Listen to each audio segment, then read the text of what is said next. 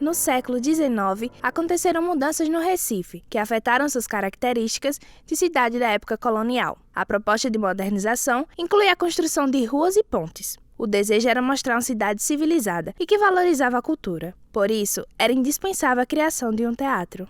O governador da época da criação do projeto para a construção do teatro, o Francisco do Rego Barros, que tinha estudado na França, ele trouxe essa ideia de fazer com que Recife tivesse um grande movimento cultural e, para isso, uma grande casa de óperas, para que a cidade desfrutasse principalmente das companhias europeias que vinham aqui para o Brasil, e não vinha para Recife por falta de espaço. Em 1839, Rego Barros autorizou a construção de um teatro público para a cidade. Ele promoveu a vinda de Louis Leger-Valtier, um engenheiro responsável pela execução do projeto do teatro, que chegou ao Recife em 1840. O teatro, você pode observar que ele tem toda uma característica de casa europeia, em especial por ser tratado por um engenheiro e arquiteto, ele era as duas coisas, o Vautier, mas exatamente porque ele tinha esta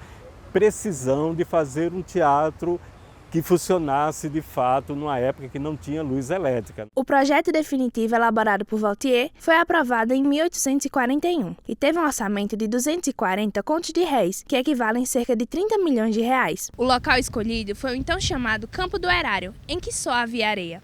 Atualmente é a Praça da República e nela tem a estátua de Vautier.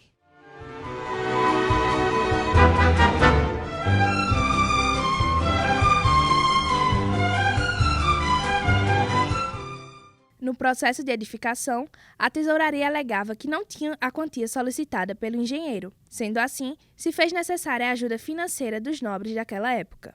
Uma das famílias nobres que auxiliaram foi a do imperador, Dom Pedro II, e por causa disso, sua filha, a princesa Isabel, foi homenageada. Na época era muito comum se dedicar o nome de uma instituição, de uma praça, enfim, a um santo. E o santo em homenagem a alguém viva, conhecida.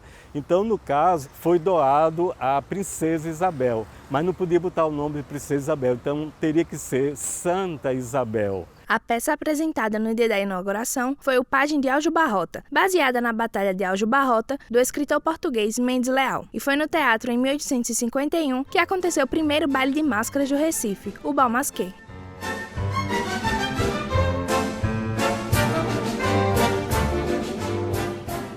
A beleza que encantou naquela época ainda hoje surpreende os frequentadores.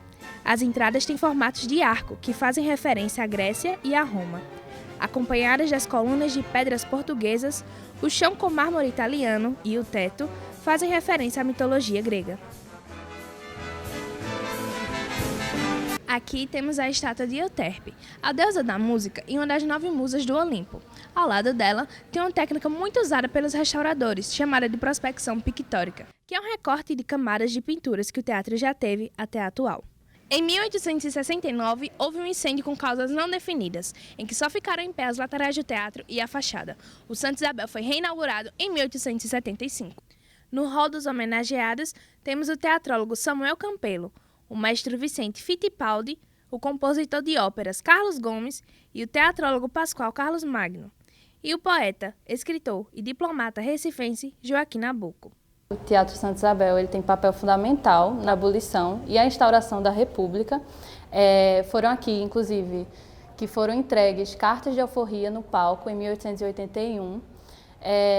Então, Joaquim Nabuco ele vai organizar conferências a favor disso aqui e depois vai voltar e vai proferir a seguinte frase: aqui ganhamos a causa da abolição. E vai estar até hoje aqui no Santa Isabel, gravada na parede. Aqui no primeiro andar, podemos ver as portas que davam acesso ao camarote, onde ficavam as pessoas mais privilegiadas da época.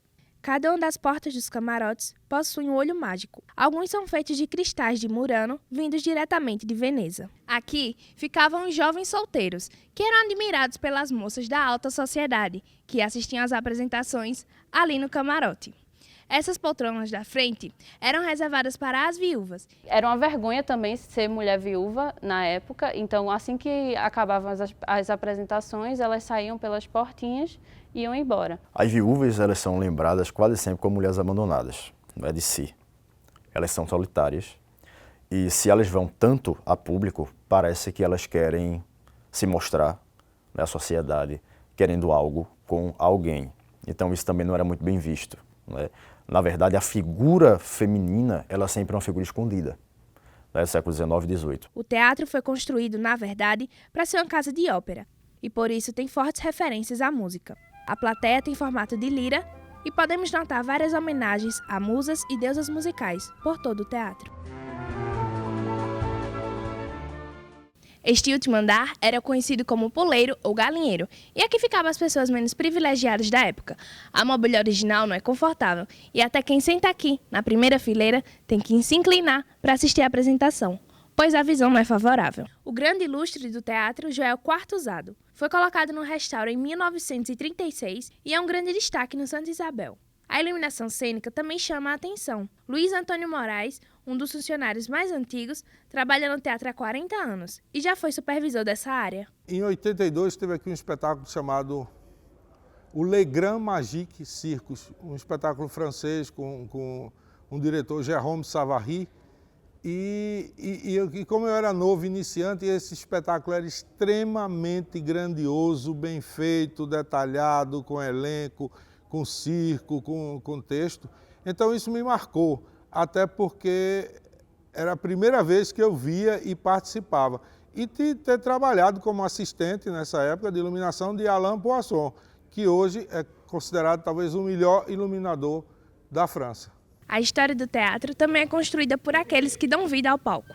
Dentre eles, os atores, músicos e artistas, que já se apresentaram aqui no Santa Isabel. A atriz Sônia Biebar também faz parte dessa história. A minha atuação no Teatro Santa Isabel ocorreram de várias formas. Como atriz, a voz dos avisos do Teatro Santa Isabel já foi minha durante algum tempo. Aqui também teve uns outros projetos chamados Salão Saraus, em que eu fiz a curadoria literária.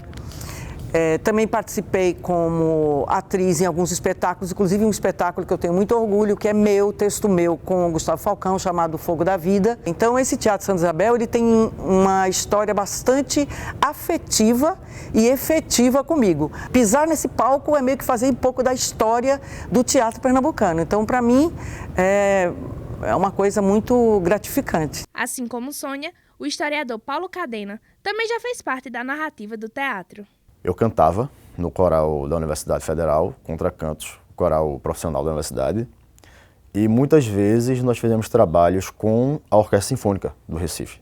Cantamos a Nona Sinfonia de Beethoven, lá, além de uma das óperas do Silvio Barbato, que foi, em uma das suas estreias, foi aqui no Teatro Santa Isabel. Apesar de toda a sua beleza, o teatro esconde histórias nem um pouco encantadoras. Segundo as lendas, muitos personagens que passaram pelo Santa Isabel não foram capazes de deixá-lo, nem depois de sua morte.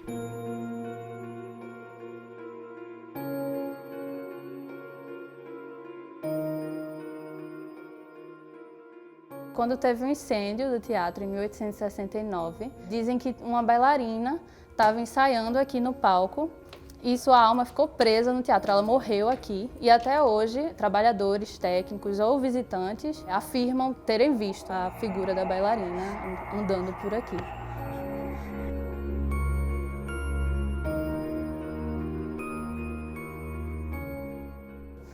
Também, quando houve o incêndio, dizem que um senhor queria proteger o piano daqui do teatro.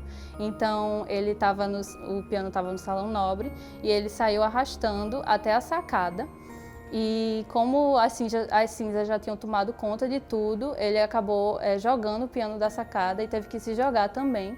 Então, ele morreu e até hoje dizem que escutam o piano tocar.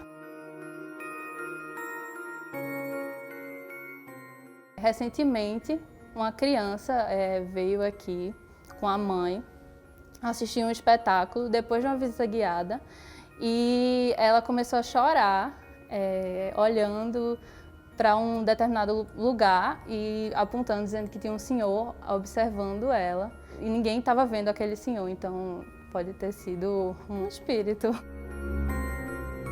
Tive a oportunidade de dormir à noite no teatro, passar a noite, né, lá no teatro, ver o nascer do sol no teatro. E as lendas que dizem do teatro sobre assombração, às vezes deixam a gente um pouco amedrontado. Os sons da noite mostram muito a gente desse medo. As janelas batem, o piso range e parece que realmente tem alguém andando ali dentro. O Teatro de Santa Isabel não deixa a memória das pessoas que passam por ele. Então você fazer parte desse teatro, que tem a ópera, olha aqui que coisa maravilhosa, que tem a orquestra, que tem toda uma história por trás dele, faz com que fortaleça até nosso papel, porque realmente essa aqui é uma pérola. É uma pérola para a nossa cultura, para a nossa cidade, enquanto arquitetura e enquanto resistência também de arte, né? Em busca da arte. Então, um ator pisar nesse palco, onde tantos outros já pisaram, inclusive que fazem parte da história política, social e cultural aqui da cidade.